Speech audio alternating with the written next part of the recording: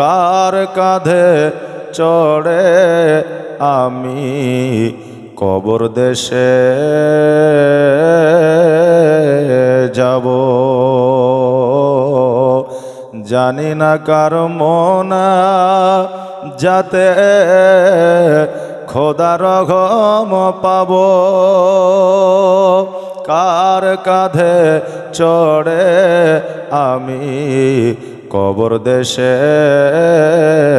যাব, জানি না কার মনা যাতে খোদার রহম পাব, কার কারণে করবে ক্ষমা,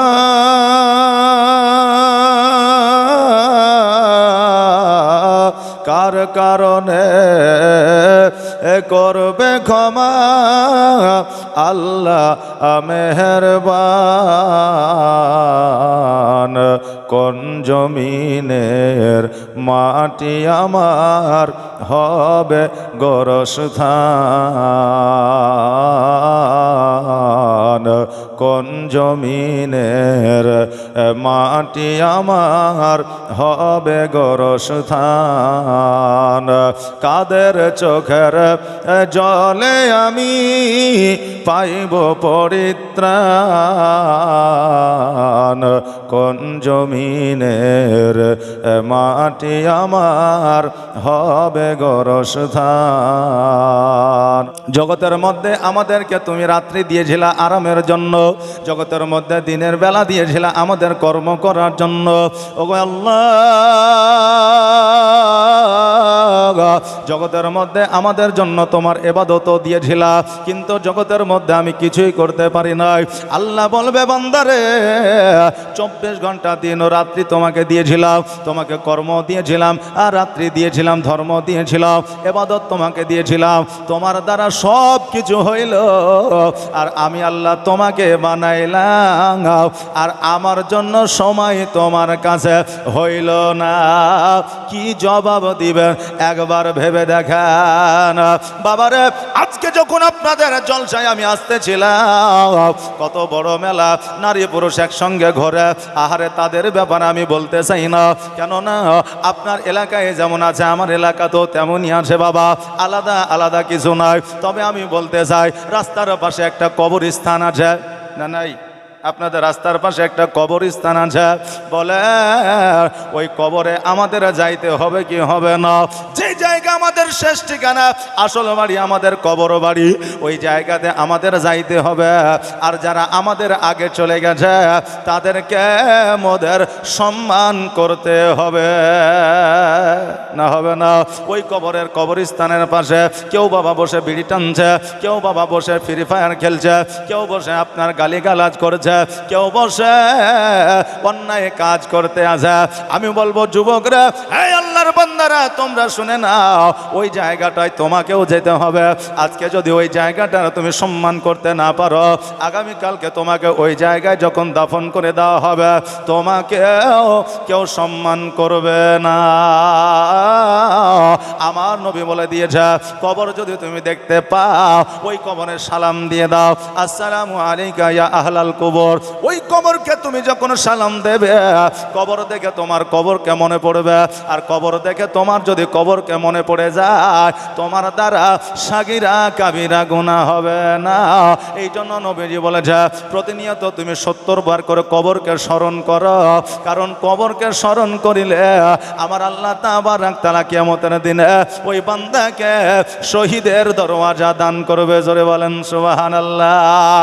আর আমরা এমনই বান্দা, কবরকে স্মরণ করি না, রাস্তার পাশে কবর দেখতে পাই, আমরা কবরকে বাবা ইজ্জত করি না। যেই কবর আমরা আমাদেরকে যাইতে হবে, আজকে ওই কবরকে আমরা ভয়ও করি না, যে কবরে ভয়াবহ আমাদের জন্য আযাবের ব্যবস্থা আছে।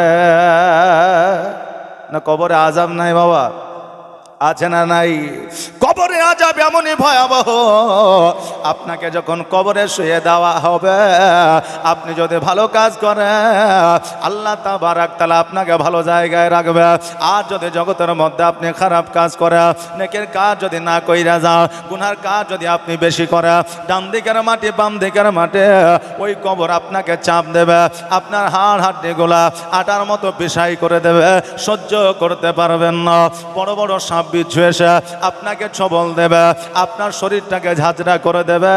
এ আযাব যদি একবার স্মরণ করে, আপনার দ্বারা কাবিরা সাগিরা গুনাহ হবে না, কিন্তু মোরা কবরকে স্মরণ করি না। যেই কবর মোদের শেষ ঠিকানা, বান্দারে তোদের কি মনে পড়ে না? কবর এমন একটা জায়গা, সারা জাহানের খবর বিজ্ঞান নিতে পারে, কিন্তু কবরের খবর নিতে পারে না। আর বাড়ির পাশে বন্ধুর কবর, তবু কথা হয় না। বাড়ির পাশে বন্ধুর কবর, তবু কথা হয় না। বন্ধু আমার ভুলে গেলে ভোলা তো যায় না। আহারে বাবা, ওই কবরকে আল্লাহর ওলি যিনারা এসেছিলেন তিনারা বাবা স্মরণ করেছে, আল্লাহর নবীর সাহাবীরা পর্যন্ত কবরকে স্মরণ করেছে। সবচাইতে বড় কথা হইল, যিনি ইসলামের জন্য সর্বপ্রথম, আল্লাহর জন্য, ইসলামের জন্য, আমার নবীর জন্য সর্বপ্রথম এই পৃথিবীর মধ্যে যিনি দান ও খায়রাত করেছিলেন, ইতিমদের মধ্যে টাকা পয়সা বিলি বন্টন করেছিলেন, আজকে উনি ছিলেন একজন নারী, একজন মহিলা, যিনার নাম ছিল হযরতে খাদিজাতুল কুবরা রাদিয়াল্লাহু তাআলা আনহা। আমার নবীকে বিবাহ করে, আমার নবীর মহব্বতে আল্লাহর রাস্তে সমস্ত জমি জায়গা অট্টালিকা দান করে দিয়েছিলেন। জোরে বলেন সুবহানাল্লাহ। ওই খাদিজা সব সম্পত্তি দান করার পরে আমার নবী যে জান্নাতের সার্টিফিকেট দিয়েছিল, তবুও ওই খাদিজা একটা সময় হঠাৎ করে বাবা অজ্ঞান হয়ে যাইত। আর আমার নবীজি এসে বলতো, খাদিজা শোনো, আজকে তোমার শরীরে কোনো রোগ নাই, বালা নাই, মুসিবত নাই, জ্বর নাই, জ্বালা নাই, তবুও তুমি অসুস্থ হয়ে অজ্ঞান হয়ে জমিনে পড়ে যাও, কারণটা কি? খাদিজা বলেছিলেন, ইয়া রাসূলুল্লাহ, আমার শরীরে কোনো রকম সুগার নাই, থাইরয়েড নয়, আমার শরীরে কোনো রকম অসুখ নাই, বিসুখ নয়। তবে নবী গো, আপনি আমাকে কবরে আযাব সম্পর্কে বলেছেন, পুলসিরাত সম্পর্কে বলেছেন, মিজান সম্পর্কে বলেছেন। ইয়া রাসূলুল্লাহ, আমার যখন কবর স্মরণ হয়ে যায়, আমি খাদিজা অটোমেটিক অজ্ঞান হয়ে জমিনে পড়ে যায়। জোরে বলেন সুবহানাল্লাহ। আহারে বাবা, যেই সময়ে কোনো রকমের ল্যাব ছিল না, রক্ত টেস্ট করার মতো কোনো আপনার ল্যাব ছিল না, আপনার এমআরআই করার মতো কোনো বাবা মেশিন ছিল না, আজকে আমি আপনি বলতে পারে যে হুজুর গো, আমার নবীর আমলে আমার নবী কেমন করে খাদিজার রোগ নাই এটা বলতে পারে? আমাদের মধ্যে বাবা প্রশ্ন জাগতে পারে, কিন্তু আপনাদেরকে আমি বলে যাই, আমার নবী মুস্তাফা সাল্লাল্লাহু তাআলা আলাইহি ওয়াসাল্লামের আমলে আমার নবীর চাইতে বড় ডাক্তার কেউ ছিল না, আমার নবীর চাইতে বড় মাস্টার কেউ ছিল না, আমার নবীর চাইতে বড় উকিল কেউ ছিল না, এখনো না, কিয়ামত পর্যন্ত হবে না। জোরে বলেন সুবহানাল্লাহ। বাবা, জগতের মধ্যে বাবা সব রোগের ওষুধ পাওয়া যায়, কিন্তু মানসিক টেনশন যার আছে রে বাবা, তার কোনো রোগ পাওয়া যায়, তার কোনো ওষুধ পাওয়া যায় না। খাদিজাতুল কুবরা রাদিয়াল্লাহু তাআলা আনহা বলে, ইয়া রাসূলুল্লাহ, আপনি যে মিজানের কথা বলেছেন, আপনি যে জাহান্নামের কথা বলেছেন, আপনি যে কবরের আযাব সম্পর্কে আলোচনা করেছেন, নবী গো, আমার ওই কবর, মিজান, জাহান্নামে আগুন যখন স্মরণে এসে যায়, আমি খাদিজা অটোমেটিক অজ্ঞান হয়ে যায়। আহারে বাবা, যেই খাদিজা জান্নাতের সার্টিফিকেট পেয়েছিলাম, যেই খাদিজা আমার নবী মুস্তাফা সাল্লাল্লাহু তাআলা আলাইহি ওয়াসাল্লামের বিবি ছিল, যেই খাদিজাতুল কুবরা রাদিয়াল্লাহু তাআলা আনহা জান্নাতি রানী রানী ফাতেমাতুজ জোহরা রাদিয়াল্লাহু তাআলা আনহার আম্মা ছিলেন। বাবারে উনি কবর দেখে ভয় করেছে, উনি আপনার জাহান্নাম দেখে ভয় করেছে, উনি মিজানের পাল্লা দেখে ভয় করেছে। আর আজকে আমরা জগতের মধ্যে সাধারণত আমরা নবীর উম্মতি হইয়া কবর দেখে ভয় মোরা পাই না, মরণকে মোরা স্মরণ করি না। আরে বাবা, আজকে যারা মরণকে স্মরণ করলো না, যারা কবরকে স্মরণ করলো না, তাদের দিলের মধ্যে অন্তরের মধ্যে কোনো রকমের ভয় বাবা তাদের মধ্যে থাকলো না। যদি কবরকে সে স্মরণ করে, কবরকে যদি সে মনে করে বাবারে তার দ্বারা সুদ খাওয়া হবে না, তার দ্বারা জেনা হবে না, তার দ্বারা মানুষের প্রতি অন্যায় হবে না, তার দ্বারা নামাজ কাজা হবে না, আর ক্ষমতা যদি থাকে, পয়সা যদি থাকে, হজ তার দ্বারা হবে, হজ থেকে বিরত সে থাকবে না। বাবা আজকে দয়ার নবী মুস্তাফা সাল্লাল্লাহু তাআলা আলাইহি ওয়াসাল্লাম বলে, খাদিজা শোনো, আমি নবী মুস্তাফা তোমাকে আমি বলছি, আজকে তোমার কোনো রকমের ভয় না, কিন্তু তুমি কোনো রকমের চিন্তা টেনশন করিও না। খাদিজা বলে, নবী গো, আমি জগতের মধ্যে বেশি দিন আর থাকবো না, জগৎ থেকে আড়াল হয়ে যাব। বাবারে যারা মুমিন হয়, মুত্তাকিন হয়, সালেহীন হয়, সালিহা হয়, তারা এই জগৎ ছেড়ে পরজগৎ যখন গমন করে, তারা জানতে পারে, বুঝতে পারে মওত তাদের কখন কোথায় হবে।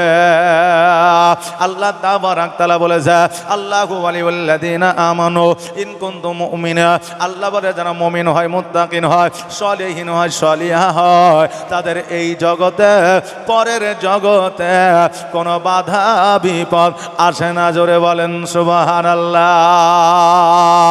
খাদিজা রাদিয়াল্লাহু তাআলা আনহা বলে, ইয়া রাসূলুল্লাহ, ইয়া হাবিবাল্লাহ, নবী গো, আমি জগতের মধ্যে বেশি দিন থাকবো না, তবে নবী গো আপনি যখন আমাকে বিবাহ করেছিলেন তিনটা শর্ত দিয়েছিলেন, ইয়া রাসূলুল্লাহ আমি যখন ইন্তেকাল করব আমার তিনটা ওসিয়ত আপনি পূরণ করবেন গো নবী। আমার খাদিজা যখন এই কথা বললেন, আমার নবী মুস্তাফা বলে, খাদিজা শোনো, আজকে ইসলামের জন্য অনেক কিছু তুমি করেছ, সময় দিয়েছ, শ্রম দিয়েছ, টাকা দিয়েছ, পয়সা দিয়েছ, আজকে দান খায়রাত করেছ। খাদিজা শোনো, আজকে আরবের মধ্যে বহু এতিম ছিল, তুমি এতিমের মাথার উপরে একটা ছাউনি তুমি দিয়েছ। জোরে বলেন সুবহানাল্লাহ। খাদিজা আজকে তিনটা ওসিয়ত কেন? আজকে তুমি 3000 যদি ওসিয়ত চাও, আমি নবী তোমাকে আমি দিয়ে যাব। ওসিয়ত মানে বুঝেন বাবা, ওসিয়ত মানে জানা আছে, যারা ইন্তেকালের সময় ছেলেদের মেয়েদের কিছু বলে যায়, মসজিদে একটা খাট দিও, মসজিদে 100টা টাকা দিও, আমার জমিটা আমার বেটিকে ভাগ দিও, এই যে কথাগুলো বলে যায় এইগুলো হলো ওসিয়ত। আর এইগুলো জীবন থাকতে, সাধ্য থাকতে বাবা পূরণ করতে হয়। মর্দা ব্যক্তি যদি ওসিয়ত করে যায় এইগুলো আপনাকে পূরণ করতে হবে। বাবারে আমার খাদিজা বললেন, ইয়া রাসূলুল্লাহ আজকে আমার 3000 ওসিয়ত চাই না, 3টা ওসিয়ত দিলে আমি খাদিজা খুশি হয়ে যাব। নবী আমার বললেন, কি এই ওসিয়ত বলো? বলে, ইয়া রাসূলুল্লাহ আমার প্রথম ওসিয়ত হলো, আমি যখন ইন্তেকাল করব আমার গোসল যেন কোনো নারী আমার গোসল না বানায় দেয়, পৃথিবীর কোনো মানুষ যেন আমার গোসল না দেয়। আমার শেষ গোসলটা নবী গো আপনি নিজের হাতে বানায়া দিবেন। নবী আমার বলে, খাদিজা আজকে আমি তোমাকে বলে যাই, একজন নারী যখন ইন্তেকাল করে ওই নারীর গোসলটা নারীরা দেয়, আমি নবী তোমার গোসল কেন আমি দেব? খাদিজা বললেন, ইয়া রাসূলুল্লাহ, ইয়া হাবিবাল্লাহ, নবী গো আমি খাদিজা আমি আরবের মধ্যে চলাফেরা করেছি, পুরুষেরা দেখা তো দূরের কথা, নারীরা পর্যন্ত আমি খাদিজা আমাকে কোনোদিন দেখে না। জোরে বলা যাবে না সুবহানাল্লাহ। এরে মা, আপনাদেরকে বলে যায় আমার খাদিজা কেমন পর্দাশীল নারী ছিল। যেই নারীকে পুরুষেরা দেখা দূরের কথা, নারীরা পর্যন্ত খাদিজাকে দেখতে পায় না। আজকে উনিও একজন নারী ছিলেন, আর আজকে আপনি জগতের মধ্যে আছে, আপনিও একজন নারী আছে। তবে মা, আজকে উনি পর্দাশীল কেমন ছিলেন, আপনি পর্দাশীল কেমন হইলে, একবার মিলাইয়া আপনি দেখালেন।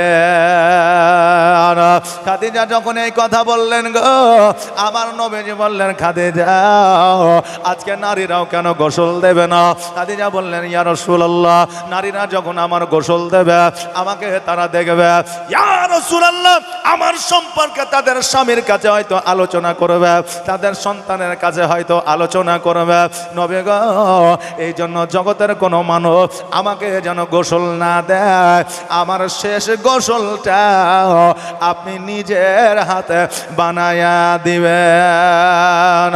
নবী আমার বলে খাদিজা আজকে আমি তোমার প্রথম ওসিয়তটা মেনে নিলাম, তোমার দ্বিতীয় ওসিয়তটা বলো। খাদিজা বললেন ইয়া রাসূলুল্লাহ, আমার দ্বিতীয় ওসিয়তটা হইল গো, আমি যখন ইন্তেকাল করব জগতের কোনো নতুন কাপড় আমার জন্য কাফন করে দেবেন না, জগতের কোনো নতুন কাপড় আমাকে বানায়া দেবেন না। ইয়া রাসূলুল্লাহ, আপনার পুরনো জুব্বা মুবারক দিয়া আমার কাফন বানায়া দিবেন। নবী আমার বলে খাদিজা আজকে ইসলামের জন্য তুমি এত সম্পদ বিলীন করেছ, খাদিজা আজকে আমি তোমাকে একটা নতুন কাপড় দেব, কিন্তু তুমি পুরানো কাপড় কেন চাও বলো? খাদিজা বললেন ইয়া রাসূলুল্লাহ, ইয়া হাবিবাল্লাহ, নবী গো আমি জগতের নতুন কাপড় লইয়া যেই শান্তি আমি পাবো,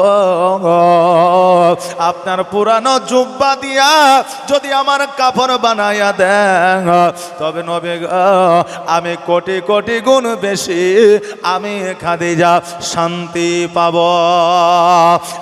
মা বোনেরা গো, আজকে যে খাদিজা মরণের পরে স্বামীর ছোঁয়া কাপড়টাকে লইয়া কবরে যাইতে চায়, আর আজকে আমার মা বোনেদের স্বামীরা পছন্দ মতো একটা কাপড় দিলে, বাজার থেকে নিয়ে এসে দিলে, ওই মা বোনেদের পছন্দ হয় না, বলে আমি বাজারে যাইয়া পছন্দ করব।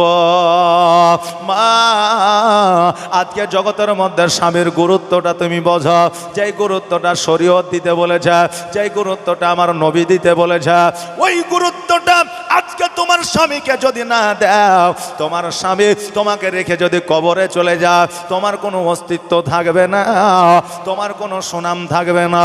আরে মা, স্বামী যতদিন আছে বিবির মান সম্মান আছে, স্বামী যতদিন আছে বিবির মাথায় ততদিন ছাদ আছে, স্বামী যতদিন আছে বিবি জগতের মধ্যে আরামদায়ক ভাবে সংসার করে জীবন যাপন করে।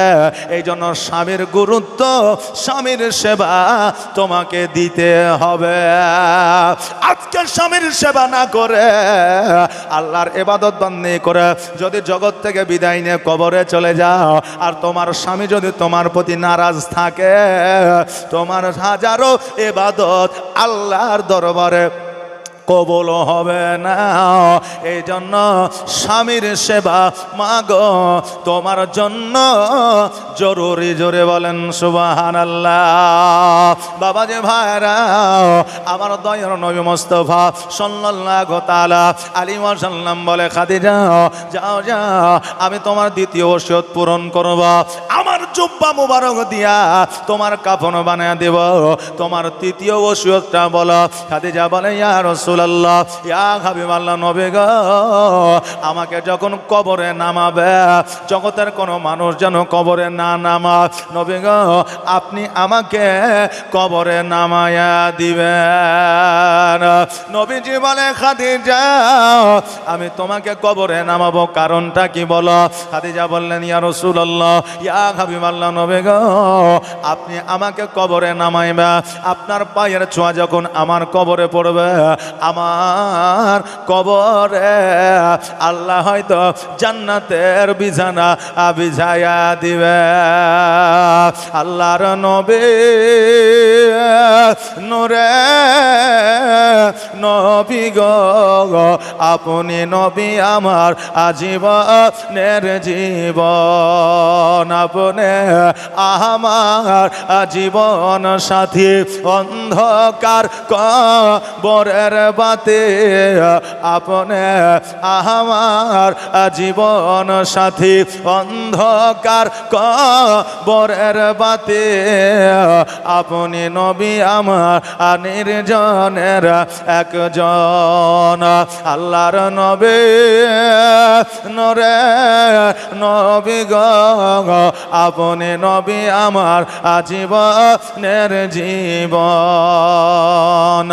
আর দেখে আপনার মজেজা ভাগবতে হয় খাদিজা, আর দেখে আপনার মজেজা ভাগবতে হয় খাদিজা, সপে দিল নবী জীবন আর মরণ। আল্লাহর নবী নূরের নবী গো, আপনি নবী আমার জীবনের জীবন, আপনি আমার জীবন সাথী, অন্ধকার কবরের বাতি আপনি নবী আমার নির্জনের একজন। আল্লাহর নবী নূরে নবী গো, আপনি নবী আমার জীবনের জীবন। খাদিজা বলে ইয়া রাসূলুল্লাহ, ইয়া হাবিবাল্লাহ নবী গো, আমাকে কবরে আপনি শেষবার মতো আপনি নিজের হাতে করে নামায়া দিবেন, জগতের কোনো মানুষ যেন আমাকে কবরে না নামায়। নবী আমার বলে খাদিজা, আমি নবী তোমার শেষ আমি ওসিয়ত পূরণ করব। জোরে বলেন সুবহানাল্লাহ। বাবারে, যার শেষ ভালো তার সব ভালো, জোরে বলেন সুবহানাল্লাহ। খাদিজা বললেন ইয়া রাসূলুল্লাহ, ইয়া হাবিবাল্লাহ নবী গো, আজকে আমার 3টা ওসিয়ত আপনার কাছে থাকলো, আমি যেই দিন ইন্তেকাল করব আপনি 3টা ওসিয়ত আমার পূরণ করবে। নবী আমার বলে খাদিজা, আজকে 3টা ওসিয়ত তো দূরের কথা, আজকে তুমি 3000 যদি ওসিয়ত করতা, আমি নবী তোমার 3000 ওসিয়ত আমি পূরণ করতাম। আজকে খাদিজা 3টা ওসিয়ত করলে, কি ওসিয়ত? বললেন আমার গোসলটা আপনি বানাইয়া দিবা। দ্বিতীয় ওসিয়ত হলো আমার কাফন আপনার জুব্বা মুবারক দিয়া দিবা। তৃতীয় ওসিয়ত হলো আমাকে আপনি কবরে নামায়া দিবে। এইটা হলো জান্নাতের রানী।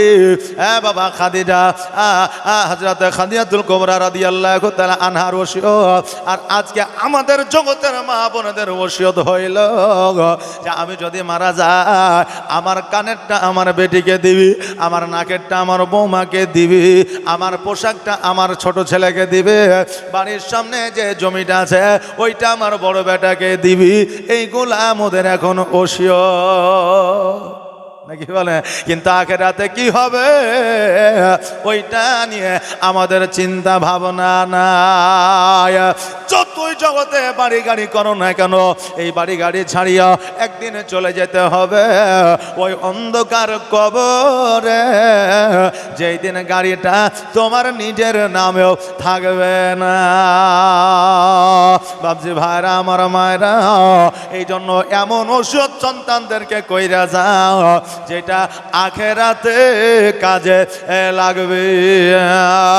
বাবজি ভাইরা, আজকে খাদিজাতুল কুবরা রাদিয়াল্লাহু তাআলা আনহা জগতের মধ্যে বাবা ওসিয়ত করার পরে চলাফেরা করা রাবিরা বর্ণনা করেছেন, যেই খাদিজাতুল কুবরা রাদিয়াল্লাহু তাআলা আনহা ওসিয়ত করার পরে বাবা 3বার অজ্ঞান হয়েছিল। 3বার অজ্ঞান হওয়ার পরে আমার খাদিজাতুল কুবরা রাদিয়াল্লাহু তাআলা আনহা আজকে উনি আর ইহ জগতে থাকলেন না, পর জগৎ গমন করেছিলেন। একবার আমার দিয়ে পড়েন ইন্না লিল্লাহি ওয়া ইন্না ইলাইহি রাজিউন। বাবাজি ভাইরা, আজকে আমার মা বোনেদেরকে আল্লাহ তাবারাক তাআলা এমন একটা সম্মান, এমন একটা ইজ্জত দিয়েছে যে আল্লাহ তাবারাক তাআলা মহিলাদের মরণের পর আমার নবী মুস্তাফা সাল্লাল্লাহু তাআলা আলাইহি ওয়াসাল্লাম 5টা কাফনের হুকুম দিয়েছে। বাবা কয়টা বললাম? 5টা কাফনের হুকুম দিয়েছে। ছেলেদের জন্য কয়টা? 3টা। মা, আজকে জগতের মধ্যে আমার আল্লাহ তাবারাক তাআলা রাসূল সাল্লাল্লাহু তাআলা আলাইহি ওয়াসাল্লাম মায়েদের পর্দার জন্য মরণের পরও 5টা কাফন দিয়েছে। তুমি জিন্দা থেকে কেমন করে বেপরদা হইয়া ঘোরো? মা বোনেরা, আজকে আপনাদের মধ্যে যতক্ষণ পর্যন্ত 3টা গুণ না থাকবে, অতক্ষণ পর্যন্ত যতই ইবাদত করো না কেন আল্লাহর দরবারে জবাব দিতে পারবে না, জান্নাতি হইতে পারবে না। এই 3টা গুণ কি কি একটু শুনবেন। এই 3টা গুণ কি কি? 1 নম্বর হলো আল্লাহর উপাসনা অর্থাৎ নামাজ পড়তে হবে। 2য় নম্বর হলো স্বামীর খিদমত করতে হবে। আর 3য় নম্বর হলো পর্দায় চলাফেরা করতে হবে। এই 3টা গুণ যদি নারীর মধ্যে না থাকে, ওই নারী জান্নাতি হতে পারবে না। বাবজি ভাইরা, আমার মায়েরা, হযরতে নবী পাক সাল্লাল্লাহু তাআলা আলাইহি ওয়াসাল্লাম খাদিজাতুল কুবরা রাদিয়াল্লাহু তাআলা আনহার কথা মোতাবেক নবী আমার খাদিজার গোসল বানায়া দিলা।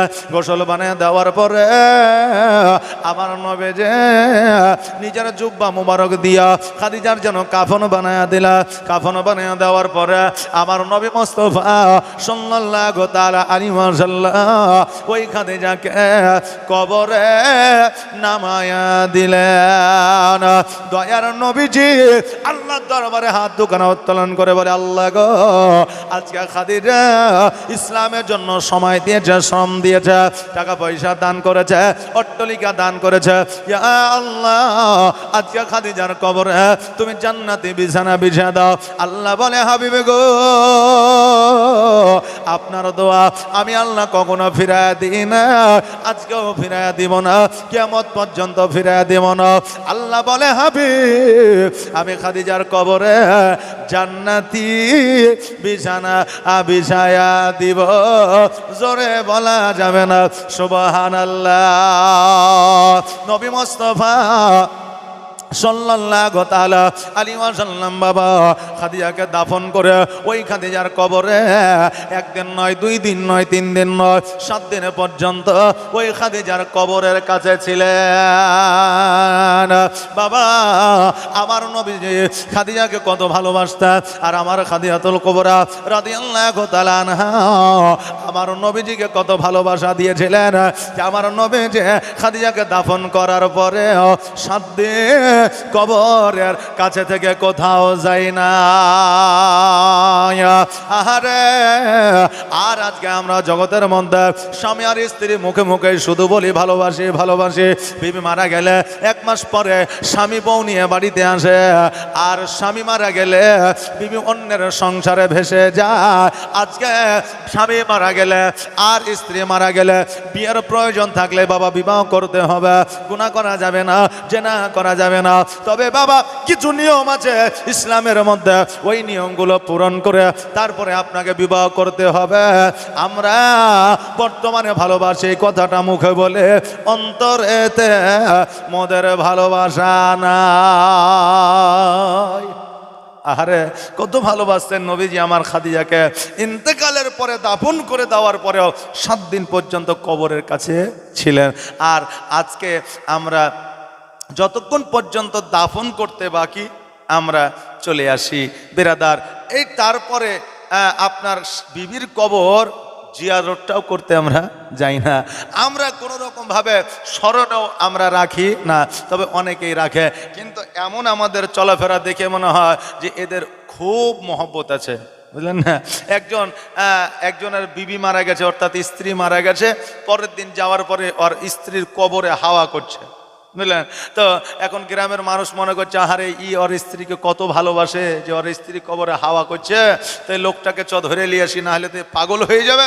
এখন গ্রামের মানুষ কিছু ছেলে পেলে যাওয়ার পরে বলছে চাচা আপনি বাড়িতে চলেন, এখানে হাওয়া আর করিয়েন না। তো বলছে আমি যা করছি করতে দে, তোরা আপন বাড়িতে যা। তো বলছে চাচা আপনি চাচিকে এত ভালোবাসেন? তো বলছে খ্যাপা কোথাকার ভালোবাসা টালোবাসা সব কিছু লয়, তোর চাচি যখন মারা যায় তখন আমাকে একটা ওসিয়ত করে গেছে। কি ওসিয়ত? বলে ওসিয়তটা হলো এই যে আমার স্ত্রী আমাকে বলেছে যে আমি মারা গেলে তুমি তো বিয়ে করবাই আমি জানি, তবে আমার কবরটা যতদিন না শুকাবে অতদিন তুমি বিয়ে করিও না। এই জন্য আমি কবরে হাওয়া করছি যাতে কবরটা তাড়াতাড়ি শুকায় আর আমার বিয়েটাও যাতে তাড়াতাড়ি হয়ে যায়। জি, লোকে মনে করছে মহব্বতে হাওয়া করছে, কিন্তু এই দেখেন কিন্তু নিজের স্বার্থে হাওয়া করছে। কথা বললেন না?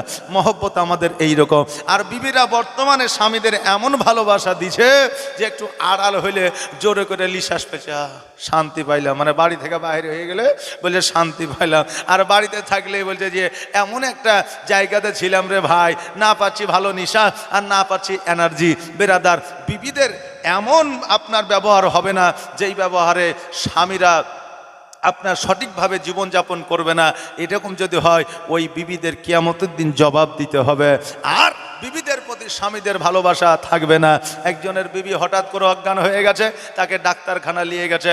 ডাক্তারখানায় নিয়ে যাওয়ার পরে ডাক্তারে বলেছে যে সে মারা গেছে। এখন এটা ভুল ট্রিটমেন্ট হয়েছে। ভুলভাল ট্রিটমেন্ট হয়তো অনেক সময় হয় না, হয় তো ভুল ট্রিটমেন্ট হয়েছে বলে সে মারা গেছে। বাড়িতে নিয়ে এসে গোসল করে খাটলিতে করে নিয়ে চলে যাচ্ছে। হঠাৎ করে একটা চারমোহনী রাস্তার মোড়, ওই জায়গায় খাটলি রেখে সামনের লোক পেছনে, পেছনের লোক সামনে। খাটলিটা যেমনই তুলতে গেছে অমনি বাবা পোলে ধাক্কা লেগে গেছে। এখন ওই মেয়েটার জ্ঞান ফিরে গেছে, মানে অজ্ঞান অবস্থায় ছিল, মারা যায়নি। ওকে তাড়াতাড়ি করে আবার হাসপাতালে নিয়ে যাওয়া হয়েছে। এবার হাসপাতালে যাওয়ার পরে ডাক্তারে বলেছে এ স্ট্রোক করেছে আর বেঁচে নাই। এখন ভালো মানুষ যদি খাটলিতে সাদা কাফন গায়ে দিয়ে শুয়ে থাকে তো অটোমেটিক ও হার্ট অ্যাটাক নাহলে ব্রেন স্ট্রোক করবে, নাকি বলে? তো স্ট্রোক হয়ে গেছে, বাড়ি নিয়ে যান। গোসল করে কাফন পরাইয়া আবার যখন নিয়ে যাচ্ছে তো আর স্বামী আগে আগে যাচ্ছে আর বলছে পোল দেখে, মানে আগে আগে যাচ্ছে আর বলছে পোল দেখা। এখন লোকে বলছে হারে মুর্দার পেছে যাবি, তুই আগে যাচ্ছিস কারণ কি? বলছে খবরদার বলিস না, এর আগে পোলে লেগে জিন্দা হয়ে গেছিল, এবারও যদি পোলে লেগে জিন্দা হয়ে যায় তা আমার জীবনে রফা দফা হয়ে যাবে। এই জন্য পোল দেখে, পোলে যেন ধাক্কা না লাগে, খবরদার বেরাদার। তো এইরকম বিবি হয়েন না স্বামীর কাছে যে আপনি চলে যাওয়াতে খুশি হবে। আপনি এইরকম ভালোবাসা স্বামীকে দেবেন যে আপনি চোখের আড়াল হলে তার দিন কাটবে না। এইরকম ভালোবাসা দিয়ে আপনাকে চলতে হবে। জোরে বলেন সুবহানাল্লাহ।